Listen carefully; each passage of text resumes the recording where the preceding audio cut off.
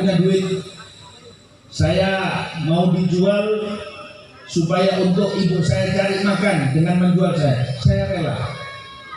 Sebab saya adalah hamba saya bagi ibu saya. Itu orang dulu. Mondreng semangken. Jelma. Bapak ibunya bukan dipanggil bapak, bukan dipanggil ayah. Apa panggilannya? Ebes nenes. Ebesku. Ibu daripada ebes waran fadl itu enak. Iya, atau kalau tidak panggil abahku, kan itu lebih enak. Kadang ada anak manggil orang tuanya dengan namanya. Orang yang manggil orang tuanya dengan namanya itu akan dijamin jatuh miskin. Sampai manggil orang tua dengan nama dijamin jatuh miskin meskipun sekarang kaya. Kalau tidak miskin harta, miskin berkah. Ada orang kata Imam Ibnu Athaillah As-Sakandari, asy-syaqiyyu man qalat umruhu wa qallat amdaduh. Orang yang celaka itu umurnya mungkin panjang tapi keberkahannya sedikit. Anaknya nggak berkah, dirinya nggak berkah, mungkin keluarganya juga nggak berkah. Malam nggak tahu istrinya kemana, anaknya kemana, ininya kemana, hilang kabeh. Mirip apa? Doro masih bisa pulang. Anak-anak zaman sekarang, makanya yang bisa jaga anak zaman sekarang ini apa? Sholawat kepada Nabi Muhammad Sallallahu Alaihi Wasallam. Sampean kalau hadir di dalam majelis sholawat ini, yang pertama minta izin orang tua. Yang kedua jalan bareng-bareng yang kompak. Yang ketiga niatkan ketika sholawat mendoakan orang tua. Sebab ketika orang selalu mendoakan orang tuanya, meskipun dia adalah tukang maksiat, pada akhirnya dijamin matinya husnul khotimah. Sampai orang nggak baik, orang mursal nih, banyak salah, tapi sama ibu masih baik, sama bapak masih hormat dan bakti. Insya Allah berkat kedua orang tua akan diangkat derajat tersebut oleh Allah Subhanahu wa Ta'ala. Makanya Habib Ali beliau mengatakan tidak pernah ada doa sehebat doa ibu, sehebat doa orang tua. Setelah itu adalah doa guru. Tapi sampai juga harus tahu, orang tua memang ngasih mendidik secara jasad, tapi guru mendidik secara ruh, dan ini lebih bermakna. Tetapi dalam hal yang demikian ini, jangan lupa doanya seorang ibu adalah doa yang sangat luar biasa. Makanya Habib Ali Habsyi itu beliau kumpulkan di depan orang-orang murid-muridnya. Beliau katakan, Bu, tolong ibu katakan kepada orang-orang, apakah ibu ridho kepada saya ataukah tidak? Kata ibunya, saksikan wahai hadirin,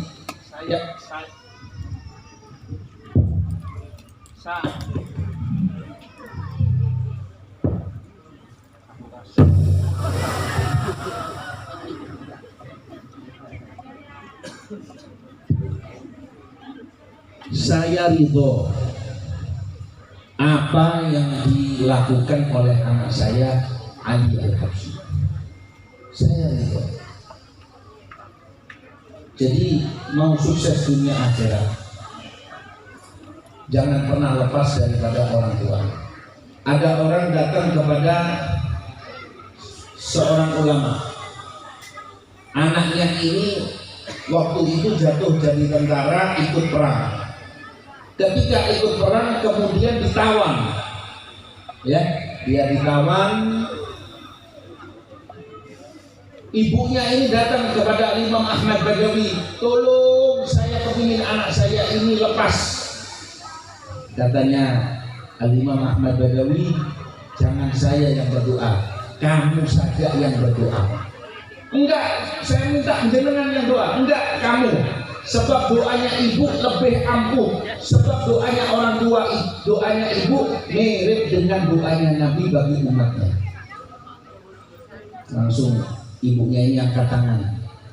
Ya Rabb, saya mohon kepadamu ya Allah, berikan anak saya ini kebebasan. Anaknya ini waktu itu jadi budak, ditawan oleh orang kafir, dia dalam keadaan diikat dengan rantai. Tiba-tiba rantainya ini lepas. Setiap kali dipasang, lepas. Setiap kali dipasang, lepas.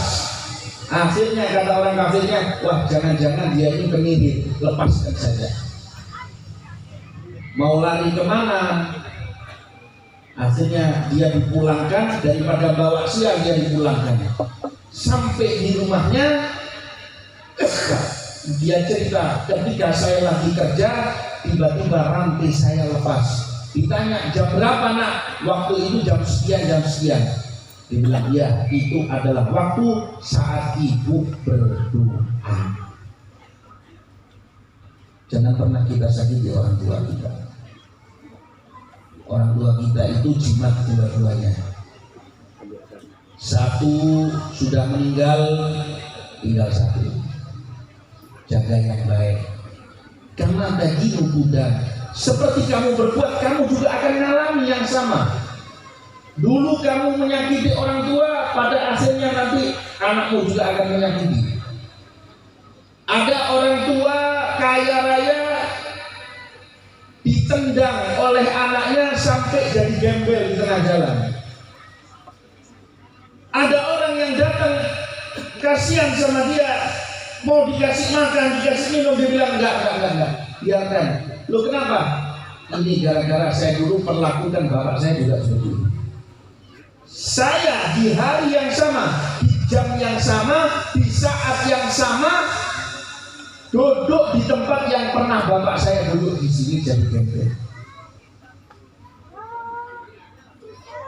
Jadi ingin sukses, bukan terlalu banyak bergaya, bukan terlalu banyak ilmu, bukan terlalu banyak zikiran atau sholat saja, tapi di antaranya aspek yang paling penting adalah bakti sama orang tua. Ada seorang murid di depan Syekh Ali Al-Wafa. Syekh Ali Al-Wafa ini seorang ulama besar.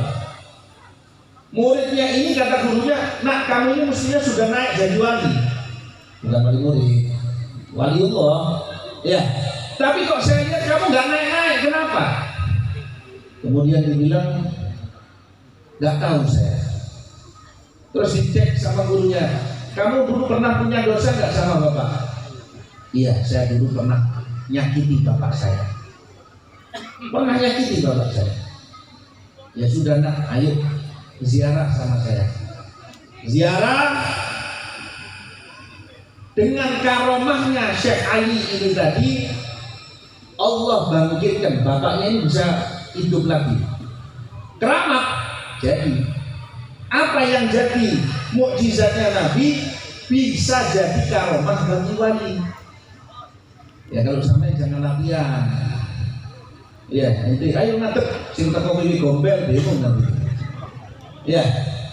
Apalagi dekat-dekat sini ini medeni semuanya ini. Hati-hati loh kalau pulang. Daerah-daerah sini, hati-hati. Dia di situ ada Tumrojoyo, tapi pinggir-pinggir sini,